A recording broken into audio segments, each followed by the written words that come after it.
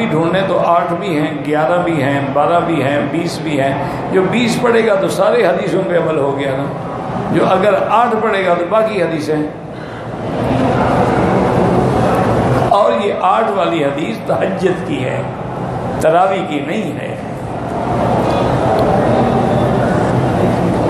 बीवी आयशा से पूछा था कि हजूर रात की नमाज, तो आपने फरमाया था कान युसल्ली अरबान अरबान, 4 रकात करके हजूर पढ़ते थे।